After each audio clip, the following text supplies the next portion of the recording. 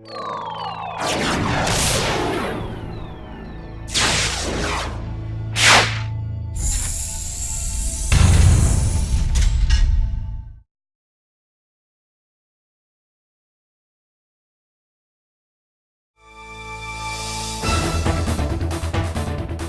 up on Inside Lehman, extremely small objects could be big business. We'll take a look at the future of nanotechnology.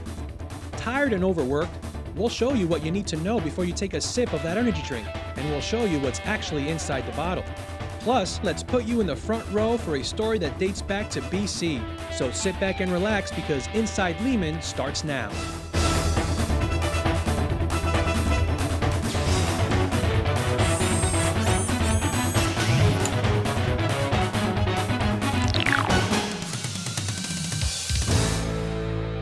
Hello and welcome to Inside Lehman. I'm Giselle Fernandez. And I'm Maurice Mercado.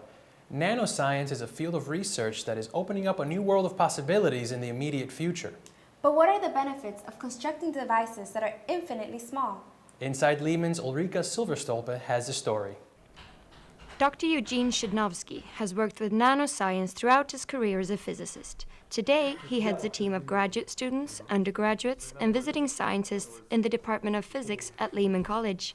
They are studying how nanoscience can be applied in order to manipulate atoms individually, so that these atoms form machines or objects. The structures are so small they are not even visible with the conventional microscope. Nanometer is a scale that contains maybe 10 atoms, no more than that. And science of such small objects is called nanoscience. Now, nanotechnology is a different issue because technology is about applications of nanoscience.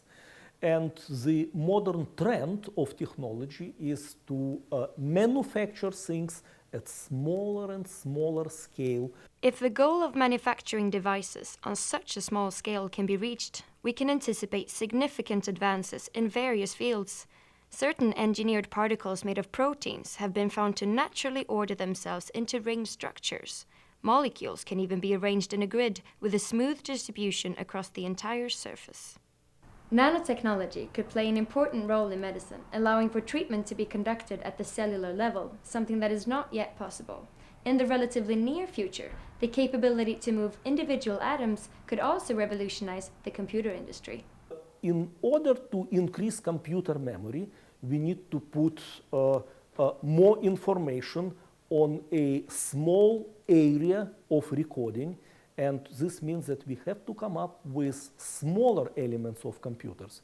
And the time is approaching when we are going to break the nanoscale, that is the element of memory of the computer will be of nanoscale size. Scientists are already capable of creating molecular scale tubes of carbon that are extraordinarily strong but lightweight. Researchers also continue to explore the theory that nanotubes could become infinitely small signal paths that mimic the behavior of neurons in the human brain. Dr. Shidnovsky's PhD students at Lehman College are also working on projects that involve quantum computation, a popular branch of science and physics that is associated with computer work on a nanoscale. Quantum computer is, in a classical computer you have bits, which are 1 and 0. So you have a state, it's either in a state of, let's say, 1 or 0s. We're trying, in the future to have something we call quantum computer, where instead of having 1 or 0s, you could have these two states or a combination or a superposition of these two states. Quantum computation could render computers stronger, safer, faster. However, as is often the case with new discoveries, more research is needed before these inventions can be used on a daily basis. Nanotechnology is the technology of the future, and while nanoscience is already widely understood, there are still many gaps that need to be filled. And people working in this field, in the field of physics, in various fields of physics, are struggling to fill in these holes and understand nanoscience so that they can develop nanotechnology. At laboratories, many people, and this is the cutting edge of science, are creating nano devices at the scale of individual atoms and molecules. The question is how to transfer that laboratory technology to industry at the massive scale. This takes time, it is expensive, costly, but it's going to happen in the nearest future. As research progresses, people could soon begin to experience firsthand that big things can, in fact, come in small packages. Ulrika Silverstolpe, Inside Lehman. Social workers are one resource people go to in a time of need. Although we have a general idea of what they do, we may not fully understand the scope of the profession. Inside Lehman's Denisa Cruz introduces us to some recent graduates beginning their careers.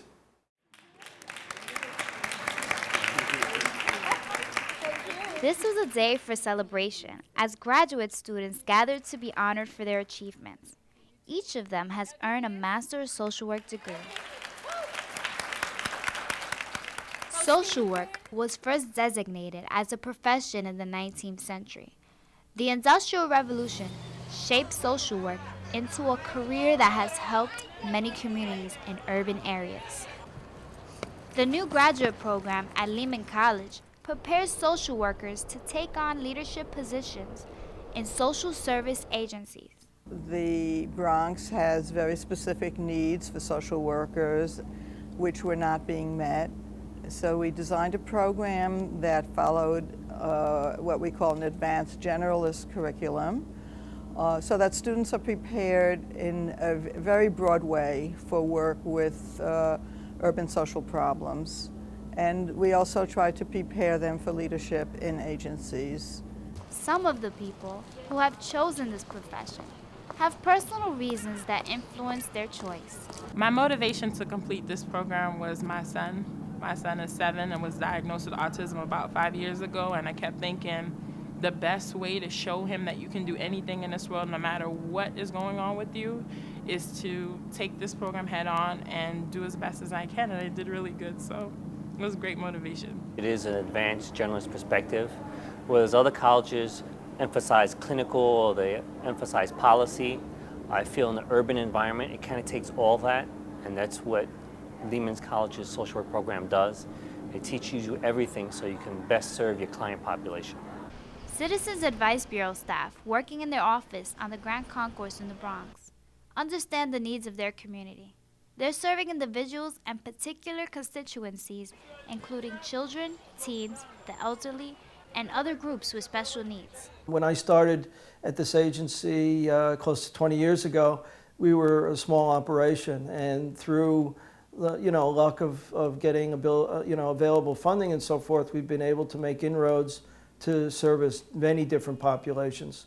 One thing that we started recently within the last couple of years was several daycare centers, and has really helped the community to have daycare centers so that people can go to work and leave their children in quality daycare.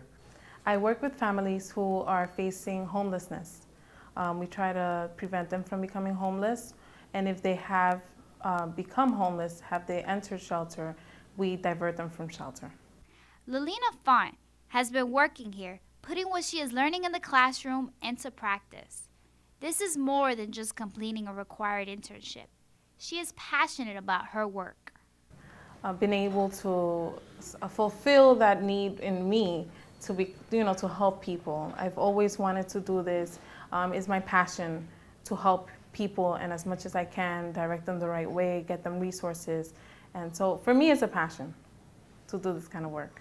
Students are not going out looking for their own field placement. I collect information from students about what their interests are, and then I collect information from agencies about what they're looking for in students, and I do the matchmaking.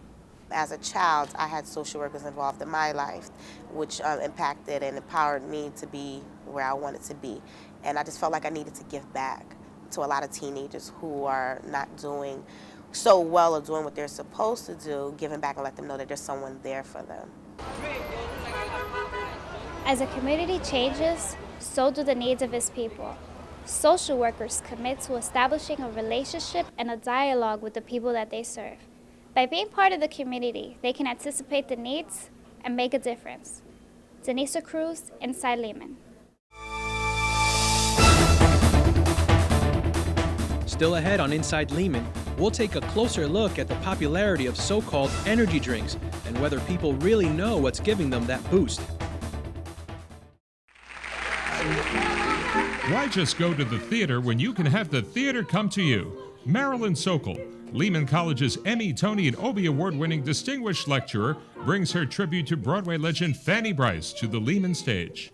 Hi, this is Marilyn Sokol, inviting you to meet the best of Broadway and film in the Working Professionals series, which I host at Lehman College.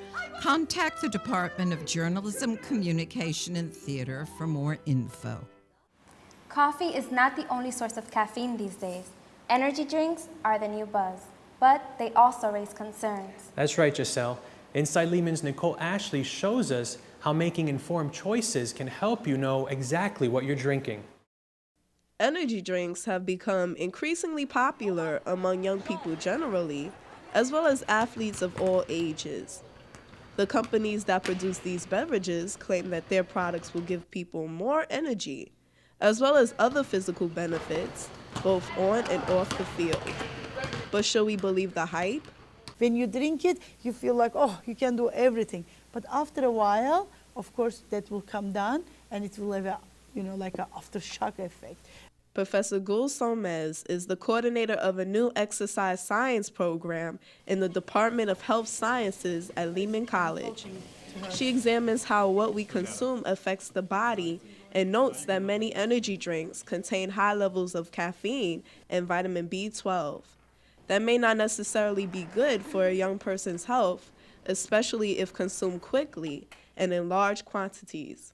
When they take this high level of caffeine as a stimulant, and it will cause many heart problems and high blood pressure problems, and also it will prevent them from sleeping, it will make them hyper. In fact, the effects of stimulants have led to a controversial ban on energy drinks in several European countries, including France and Norway. Here in the U.S., the National Collegiate Athletic Association regulates alcohol, tobacco, and stimulant use in college athletics. Athletes need to be more aware of what ingredients are in which drinks because not all beverages are the same. The rules and regulations, NCAA has a lot of rules on drugs, and if it enhances your performance in any way, which caffeine does because it helps to give you a lot of energy, they ban the substance because they take it as an unfair advantage to other athletes who are not taking any performance-enhancing drugs or supplements. So if energy drinks are causing all this commotion, why are these products so popular? For the most part, just for me, it's an energy drink, just for the energy. I don't drink a lot of soda, and I don't drink coffee, so, it's somewhere to get some caffeine from, and it just wakes you up a bit. A lot of people are using energy drinks to basically just work, to stay up, and a lot of them have hectic schedules with school and work and sports and stuff like that. So, a lot of people do use them for a variety of reasons. Some energy drinks contain about the same amount of caffeine as a cup of coffee, but some brands contain triple that amount. Consuming such high levels of caffeine might just be sufficient cause for a person to experience heart problems. These high energy drinks are cold, and people are consuming high amount at one sip almost. But like coffee or tea, we are sipping slowly because they are hot. We cannot drink it right away. So our body can metabolize slowly. Some consumers also try to boost their energy for a late night at clubs or parties. They sometimes think that by mixing energy drinks with alcohol, they can counteract the body's natural tendency to fall asleep. For some, that may mean elevated blood pressure or stronger hangovers. It's a stimulant and a depressant. It's upper and a downer. No, definitely not. You're not tired, no. You're up, you're wired. Alcohol has a depressing effect, and these high energy drinks have a stimulant effect. So what they are doing is they are trying to hinder the depressing effects of alcohol by taking the stimulants so they can last longer. Now that we've seen the problems, what can we do to improve our energy levels without stimulants and depressants? As each new temptation finds its way to the public, the experts stress a return to the natural ways. Everything has to be natural. And if you want to be healthy, first of all, you need to eat healthy and exercise regularly. That is we always suggest. And you should not try to get any help from outside trying to push your limits. So before you pick up another energy drink, think about how much caffeine you are consuming and how this could be hazardous to your health. Remember, everything is better when taken in moderation. Educate yourself. Read the label on the back of the bottle and know exactly what you're drinking before you drink it. Nicole Ashley, Inside Lehman.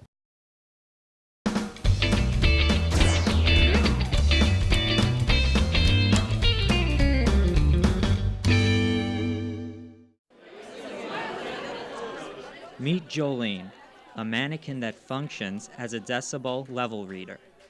She was created to educate the public about hearing loss from high noise exposure. Noise-induced hearing loss was one of the many areas of research on display here at Lehman College's first annual Scholarship Day. Group mentor Professor Sandra Levy of the Department of Speech, Language, Hearing Sciences says improper use of earbuds poses a serious risk. Now, the reason that this type of hearing loss is dangerous is because you're unaware that you are sustaining or getting a hearing loss from using your iPod. But what happens is it becomes difficult to hear people because of this type of hearing loss, which we call a noise-induced hearing loss. It becomes difficult to hear people spoken language, to listen in classrooms. Undergraduate and master's students shared their findings in subjects spanning from social issues to mathematics. Just across from Jolene, a research group took on another public health concern, obesity. The prevalence is highest in the South Bronx of all the neighborhoods in the Bronx. Liza Ruiz and her group members found that families can keep themselves healthy with information that is readily available from city agencies. You will call 311 and you will talk to them about if you want any sports in your neighborhood. They will locate any fitness sports in your neighborhood. If they're having any educational programs, they will actually tell you about that in the neighborhood. It's very informative. If not, you could go to online, nyc.gov, and you will find a lot of information there as well. Under the auspices of the Provost Office, Professor Liesl Jones organized the scholarship event. Well, I think it recognizes that undergraduate research, regardless of what type of research it is extremely important to a student's academic career. And that as the institute sponsoring that undergraduate research, it shows that we feel an obligation to the student to provide them with the opportunities and then to recognize them and say, we're proud of what you've done, and we know that in the future you're going to do even more work that's just as successful. Another important issue, not only recently but for decades, is substance abuse among young people. Kaveen Bertram's group studied methods that could take community drug prevention programs, such as DARE, to the next level. We want to build on that and bring social workers in and just kind of let them look at things holistically, help the young person deal with why are you thinking about using, and kind of allow the police to be there to facilitate questions, the legal aspects of it. Students also provided formal oral presentations to their peers and faculty. Overall, it was an enlightening event, and as they say, you learn something new every day. Dominic Gregory, Inside Lehman.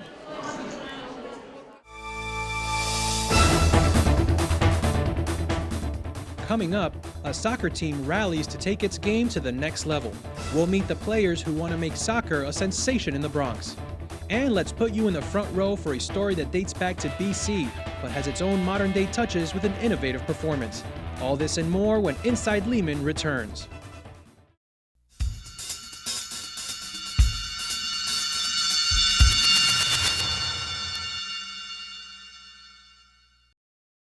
Football, or soccer as we know it, is the most popular sport in the world. And here in the Bronx, young men and their coaches are stepping up their game by competing on the varsity level. So now when we come back on Sunday, we're going to go heavy, and we're going to go heavy with set pieces. We're going to go heavy with the throw-ins. There's just something about going varsity that raises the stakes. That's the story of the Lehman Lightning men's soccer team.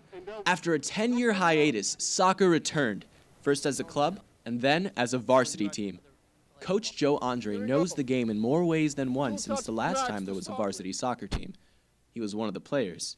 He wants quick results. No good.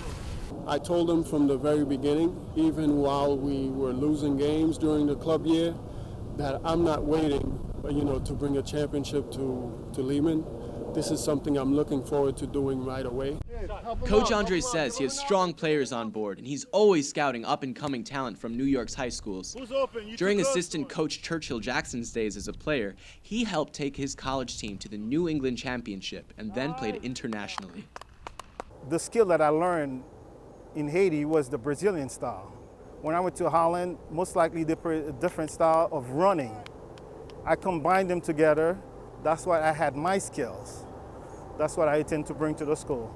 The coaches have been pooling their knowledge so that they may continue developing strategies. That means lots of training sessions with the team. Soccer, it's a mental game, it's not all, physical. You have to be consistent, know if you want to do this. Don't just show up because somebody says, soccer is fun, you want to try it out for one day. Settle your nerves down, that should pretty much do the job. It's not all about agility, speed, stamina. They have technique in there. You don't have to be the star of the game, but your contribution and your teamwork, will achieve success. The attitude is, self-sacrifice. The sum of the whole is greater than the individual parts. So that's the approach, the attitude that I want them to take game to game. What it comes down to now is that members of the team hope that all the work they're doing behind the scenes keeps paying off when it's game time. Davi Santos, Inside Lehman. The character Medea first appeared in 430 BC in a play by Euripides. It has inspired playwrights over the centuries to create their own versions. And director Jerry Bernard chose the one written in 1946 by Jean Anouilh. And of all the plays he's directed, this one presented a unique challenge for him. Inside Lehman's Mariella Cherry tells us more. Greetings. I've heard of your story. Your crimes are known here. In the evening here, as well as the other islands off this shore, women tell them to their children to frighten them. I have put up with you and your wagon on this plain for several days. Now you will have to go.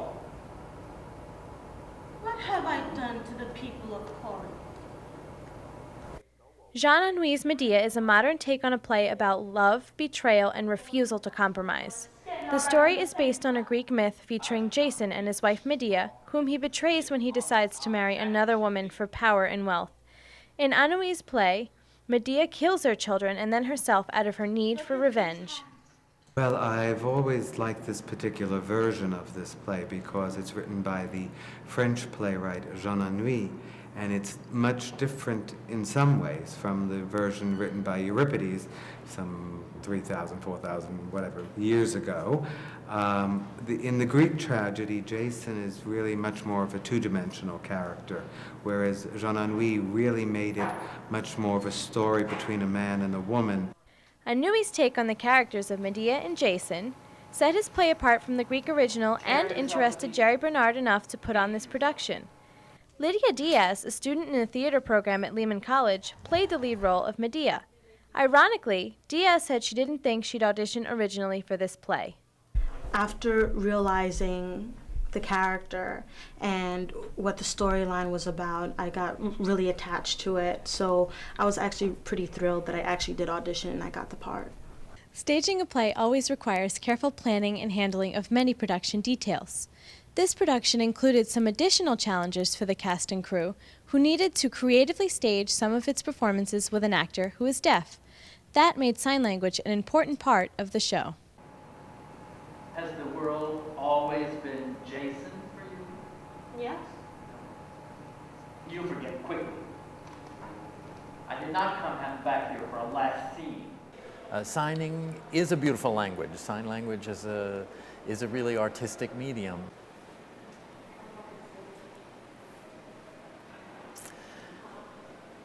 Well, really, I think it's just so that I can show the beauty of sign language for people to recognize my skills, deaf people's skills, and also to see the artistic aesthetic in sign language, how beautiful it is.